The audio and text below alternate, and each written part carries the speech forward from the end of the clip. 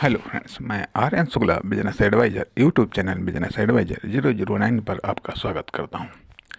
आज हम बात करेंगे मेंटेनेंस कॉस्ट। हम बात करेंगे मेंटेनेंस कॉस्ट के बारे में। हम ये जानते हैं कि जब फाउंडेशन कास्ट हमने पेड कर दी, अर्थात फाउंडेशन कास्ट पेड करने के बाद में हमारा बिजनेस या हमारा प्रोडक्ट या सर्विस या फर्म या दुकान या कंपनी मार्केट में, सोसाइटी में या रोड पर आ गया। अब जब रोड पर आ गया, इंटरेस्टिंग वर्ड मिला, रोड। जब रोड पर आ गया तो इसके बाद में फिर मूवमेंट होता है। मूवमेंट होता है जिसको हम लिविंग कास्ट कहते हैं। फाउंडेशन कास्ट के बाद में मूवमेंट के लिए लिविंग कास्ट आती है। लिविंग कास्ट अर्थात जो जीवित रहने के लिए, या जिसे हम डेली कास्ट कहते हैं, डेली कास्ट कहते हैं। इसके बाद में जो कास्ट आती है उसे हम, इसके बाद में जो कास्ट आती है उसे हम मेंटेनेंस कॉस्ट कहते हैं। ये मेंटेनेंस कॉस्ट लिविंग के कारण जो टूट फूट होती है उसके कारण, या जो वर्क करने के कारण जो टूट फूट होती है उसके कारण, या फिर बल्कि जो लिविंग के कारण जो टूट फूट होती है या वर्किंग के कारण जो टूट फूट होती है उसे तो रिपेयरिंग कास्ट कहते हैं। लेकिन हम जिस कास्ट की बात करते हैं वह दूसरी कास्ट है, वह मेंटेनेंस कॉस्ट है। वह मेंटेनेंस कॉस्ट है। यह मेंटेनेंस कॉस्ट तब करनी पड़ती है जब आप रोड पर आ जाते हैं, अर्थात जब रोड पर आपकी फर्म, दुकान, कंपनी, प्रोडक्ट या सर्विस रोड पर आ जाती है, अर्थात मूवमेंट होने लगता है, वर्क करने लगता है, तब मेंटेनेंस की आवश्यकता पड़ती है। किस चीज़ को मेंटेनेंस करने के लिए? डिमांड को मेंटेनेंस करने के लिए, सेल्स को मेंटेनेंस करने के लिए, सप्लाई को मेंटेनेंस करने के लिए, डिमांड को मेंटेन करने के लिए, सेल्स को मेंटेन करने के लिए, सप्लाई को मेंटेन करने के लिए, इंटरेस्ट को मेंटेन करने के लिए, अर्थात बहुत सारी चीज़ें जिनको मेंटेन करना पड़ता है। और कभी कभी ऐसा भी होता है कि एक चीज़ को मेंटेन यदि हमने कर लिया तो उसका असर अन्य सारे फैक्टर्स पर पड़ता है। अन्य सारे फैक्टर्स अपने आप मेंटेन होने लगते हैं।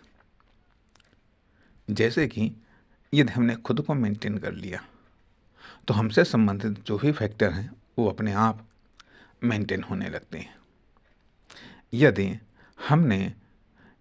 हमसे जो संबंधित हैं, यदि हमने उनको मेंटेन कर लिया तो उनसे संबंधित जो कुछ भी हैं वो मेंटेन होने लगते हैं। इसलिए इसे हम मेंटेनेंस कॉस्ट कहते हैं। मेंटेनेंस कॉस्ट के लिए फंड की भी व्यवस्था करनी होती है। फंड की भी व्यवस्था करनी पड़ती है यदि हम मेंटेनेंस कॉस्ट पेड नहीं करते हैं, अर्थात यदि हम मेंटेनेंस पर ध्यान नहीं देते हैं।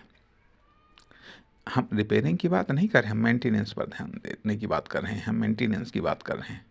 रिपेयरिंग तो करना ही करना है, उससे भी आपकी कास्ट बढ़ जाती है। यदि आपने रिपेयरिंग पर आपने ध्यान न दिया तो भी कास्ट बढ़ जाएगी। प्रिपेयरिंग पर भी यदि आपने ध्यान नहीं दिया, अर्थात प्रिपेयरिंग कास्ट भी यदि आपने पेड नहीं की तो भी आपकी फर्म, दुकान, कंपनी, प्रोडक्ट या सर्विस की कास्ट बढ़ जाएगी। रिपेयरिंग पर भी ध्यान नहीं दिया तो भी, और मेंटेनेंस कास्ट भी यदि आपने पेड नहीं की तो भी आपकी फर्म, दुकान, कंपनी, प्रोडक्ट या सर्विस की कास्ट बढ़ जाएगी या बेनिफिट कम हो जाएगा। इसलिए बेनिफिट बढ़ाने के लिए वह कास्ट को लगभग एक लेवल तक बनाए रखने के लिए मेंटेनेंस कॉस्ट को पेड करना होता है, अर्थात मेंटेनेंस कॉस्ट को अदा करना होता है। क्योंकि जो चल रहे हैं उन्हें तो मेंटेनेंस कॉस्ट ही अदा करनी है। और जो आने वाले हैं या जो अभी अभी स्टार्ट हुए हैं, उन्हें तो लिविंग कास्ट अदा करनी है या फिर फाउंडेशन कास्ट अदा करनी है। लेकिन फाउंडेशन कास्ट, लिविंग कास्ट अथवा रिपेयरिंग कास्ट अथवा प्रिपेयरिंग कास्ट के बाद में मेंटेनेंस कॉस्ट आती है। मेंटेनेंस कॉस्ट अदा करते रहिएगा, अपनी फर्म, दुकान, कंपनी, प्रोडक्ट या सर्विस को चलाते रहिएगा। ये सीधा सा वाक्य है। अब मेंटेनेंस कॉस्ट अदा करनी है या तो सत्य बात है, लेकिन किस चीज़ को मेंटेन करना है। अर्थात ये मेंटेनेंस कॉस्ट एक प्रकार का इन्वेस्टमेंट होता है। मेंटेनेंस कॉस्ट एक प्रकार का इन्वेस्टमेंट होता है जिसका बेनिफिट डेवलपमेंट के रूप में आता है। मेंटेनेंस कॉस्ट एक प्रकार का इन्वेस्टमेंट होता है जिसका बेनिफिट डेवलपमेंट के रूप में आता है। इसके लिए ज़रूरी यह है कि हम इसके लिए सही फील्ड का चुनाव करें, सही पॉइंट्स का चुनाव करें, सही सब्जेक्ट का चुनाव करें और सही आवश्यकता का चुनाव करें। यदि ऐसा हम न कर पाए तो निश्चित तौर पर जो डेवलपमेंट के रूप में आने वाला या डेवलपमेंट के रूप में जो प्राप्त होने वाला बेनिफिट है वो कम हो जाएगा। इसलिए सवाल इस बात का उठता है कि जैसा कि हमने पिछले वाले भाग में भी इस बात को स्पष्ट किया है कि मतलब चीज़ कम क्या हो रही है, घट क्या रही है। इनकम घट रही है, सेल्स घट रही है, या डिमांड घट रही है, या फिर इंटरेस्ट घट रहा है, या उपयोगिता घट रही है, या फिर क्या चीज़ घट रही है।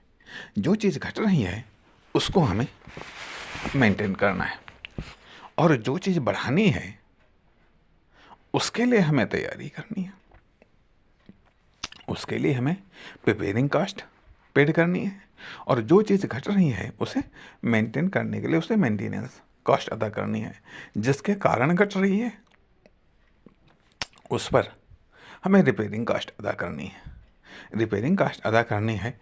इस प्रकार से हमें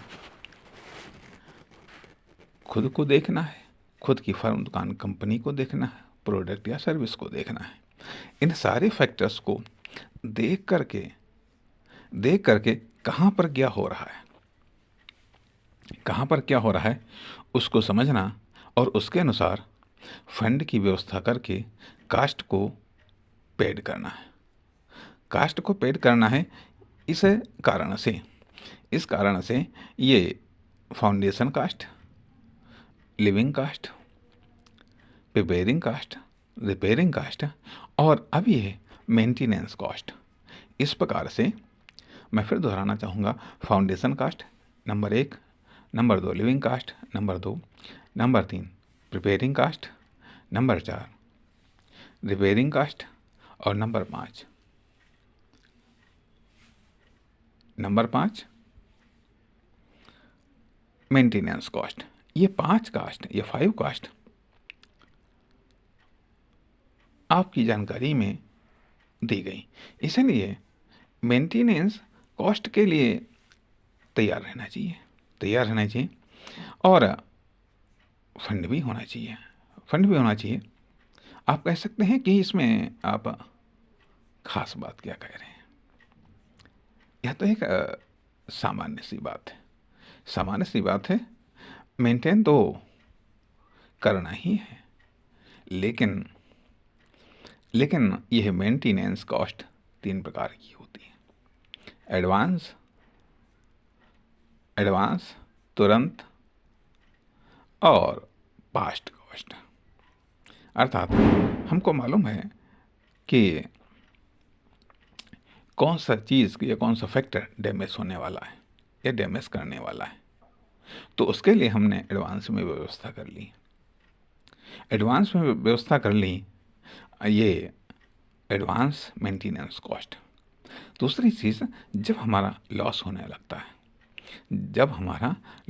लगता है तब हमको पता चलता है कि अरे यही गड़बड़ी है, तब वहाँ पर हम उस कॉस्ट को हम पेड करते हैं। तो यह प्रेजेंट मेंटेनेंस कॉस्ट।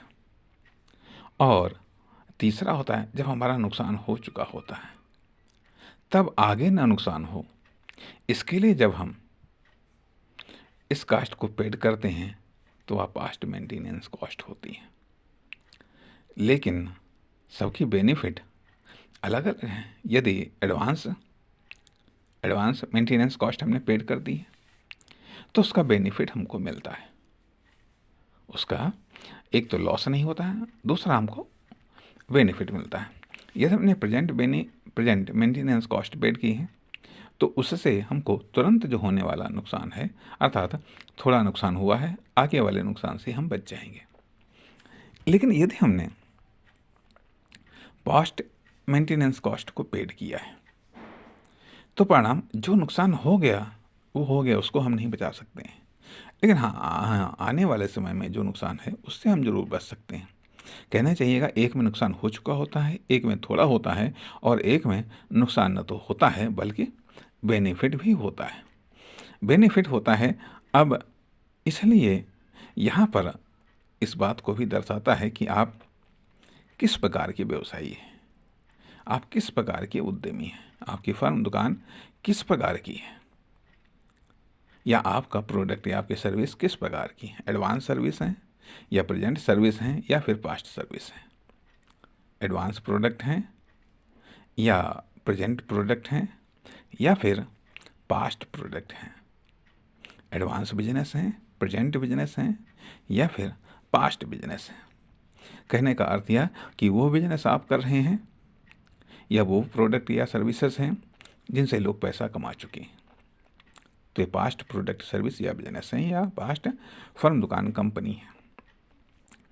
यदि जिससे लोग पैसा कमा रहे हैं, यदि वो बिजनेस या फर्म दुकान कंपनी प्रोडक्ट या सर्विस हैं, तो आप एक प्रेजेंट उद्यमी हैं, प्रेजेंट बिजनेसमैन है, प्रेजेंट बिजनेस है, प्रेजेंट फर्म दुकान कंपनी प्रोडक्ट है। या फिर एडवांस, जिससे लोगों ने अभी पैसे कमाने की शुरुआत भी नहीं की, लेकिन आप शुरुआत करने जा रहे हैं और आप उससे पैसे कमाएंगे। आप वो फैसिलिटीज़, वो सुविधा, वो प्रोडक्ट और सर्विस के रूप में सोसाइटी को, व्यक्ति को, बिजनेस को देंगे जिसके लोगों ने अभी तक शुरुआत नहीं की। तो ये आप एडवांस उद्यमी हैं, आपकी फर्म दुकान कंपनी एडवांस है, आपकी प्रोडक्ट या सर्विस एडवांस है। तो इसलिए यहाँ पर ये बात कही जा रही है कि मेंटेनेंस कॉस्ट इनकम को मेंटेन करने के लिए, सेल्स को मेंटेन करने के लिए, डिस्ट्रीब्यूशन को मेंटेन करने के लिए, उपयोगिता को मेंटेन करने के लिए, ये तमाम सारी चीज़ों, जो भी चीज़ें जिनको मेंटेन करने के लिए ये कॉस्ट अदा की जाती है, उसे हम मेंटेनेंस कॉस्ट कहते हैं। और ये तीनों प्रकार के उद्यमी अदा करते हैं, चाहे वह एडवांस उद्यमी हो, चाहे वह पास्ट उद्यमी हो, चाहे वह प्रेजेंट उद्यमी हो। और करना पड़ता है और करना चाहिए। यदि आप ऐसा नहीं करेंगे तो वो नुकसान रिपीट होंगे। इसके विपरीत यदि आप एडवांस हैं तो आपके प्रॉफिट रिपीट होंगे। यदि आप एडवांस हैं तो आपके प्रॉफिट रिपीट होंगे, लेकिन यदि आप लापरवाह हैं तो आपके लॉस रिपीट होंगे। अब यदि आपके बिजनेस में प्रॉफिट रिपीट हो रहे हैं तो कहीं पर यह संभावना बनती है कि आप हो सकता है एडवांस उद्यमी हो, और यदि कहीं लॉस रिपीट हो रहे हैं तो कहीं ऐसा भी हो सकता है कि आप पास्ट उद्यमी हो। और यदि एवरेज चल रहा, कास्ट निकल रही है, बेनिफिट भी हो रहा है, तो प्रेजेंट उद्यमी आप हो सकते हैं। लेकिन एडवांस का प्रेजेंट बन जाता है, प्रेजेंट का पास्ट बन जाता है, कहना मुश्किल होता है। कौन सा प्रोडक्ट एडवांस प्रोडक्ट या फर्म दुकान कंपनी कब प्रेजेंट बन जाए, कब पास्ट बन जाए, कहना मुश्किल। और कब पास्ट फिर से रिपीट हो करके एडवांस बन जाए, ये भी कहना मुश्किल होता है। इसलिए यह होती है व्यावसायिक संवेदनशीलताएं। व्यावसायिक संवेदनशीलताएं। अब व्यावसायिक संवेदनशीलताओं पर हम अगली पोस्ट में बात करेंगे। तब तक नमस्कार, धन्यवाद।